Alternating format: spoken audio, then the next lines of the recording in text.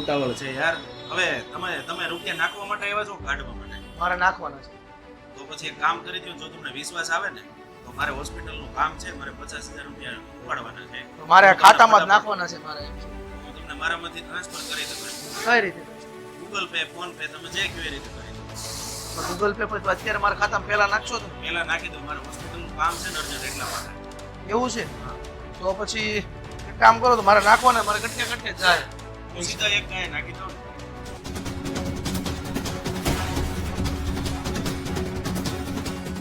કે હાલ્યો. આ તમે પૂરા છે ને 50,000? આ 50 ગણ લ્યો તમે ગણ લ્યો. ના ના, મારે ઉતાવળ જ એટલી છે.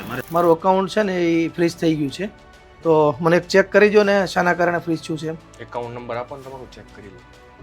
તમારું એકાઉન્ટ છે ને ફ્રીઝ કરવામાં આવ્યું છે. 50,000ની સાયબરની ફરિયાદ છે, એના માટે નજીકના કોઈ બી પોલીસ સ્ટેશન ચાલ્યા જાવ ને તમારે. મેડમ મારું છે ને અકાઉન્ટ ફ્રીઝ થઈ ગયું છે, મારે ખોલાવવા માટે શું કરવું પડે હવે? શું બનાવો તો ભાઈ પહેલા પ્રોસેસ જણાવશો થોડી? પછાડી છે ને કોઈ એક વ્યક્તિ આવે છે અને વ્યક્તિ મને એમ કહે છે કે મારે ઇમરજન્સી છે, દવાખાનું કામ છે, તો મને તમે પૈસા રોકડા ડિપોઝિટ કરવાના છે, તો તમે મારા ખાતામાં હું તમને આપી દઉં, તમે મને રોકડા આપી દો. સર્વપ્રથમ તમે 1930 આપણો સાયબર ક્રાઇમ હેલ્પલાઇન નંબર છે, એના પર તમે પોર્ટલ પર અરજી કરી શકો છો, અથવા તમે 1930 પર કોલ કરી અરજી કરી શકો છો. અરજી કરો તમે પહેલાં ત્યાં તમારી અરજી નોંધાવો. અરજી નોંધાવીને પોલીસ સ્ટેશને જાણ કરો તમારી અરજી થઈ ગઈ છે આ બાબતે, અને એના પછી અહીંયાથી પોલીસ સ્ટેશનથી તમારો અરજી બાબતે કાર્યવાહી કરવામાં આવશે. એમાં સામાવાળાના અકાઉન્ટ બધાના બ્લોક કરેલા છે, બ્લોક બાબતે કાર્યવાહી કરવામાં આવશે અહીંયાથી. જોયું મિત્રો, કઈ રીતે ફ્રોડ થઈએ છે તમારી જોડે. તમે કદાચ ઇન્વોલ્વ ના થાય છતાં પણ તમારું જે બેંક એકાઉન્ટથી લઈને તમામ વસ્તુઓ આ ફ્રોડની અંદર ઇન્વોલ્વ થઈ જાય છે.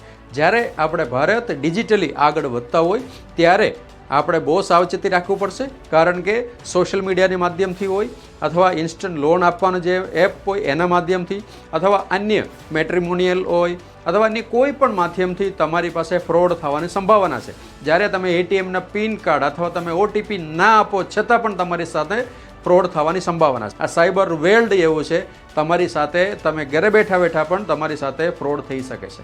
એટલે તમારે સાવચેતી રાખવાનું છે અને સાયબર સિક્યુરિટી માટેનું અવેરનેસ લેવાનું છે. કાયદા કથાનો આ વિડીયો વધુમાં વધુ શેર કરજો, કારણ કે આ વિડીયો તમામ લોકો સુધી પહોંચાડવું જોઈએ. સાયબર સિક્યુરિટી સાથે આ કાયદા કથાનો આ જે એપિસોડ છે એ તમામ લોકો સુધી પહોંચે અને લોકો જાગૃત થાય, એ અમારો હેતુ છે. જય હિન્દ.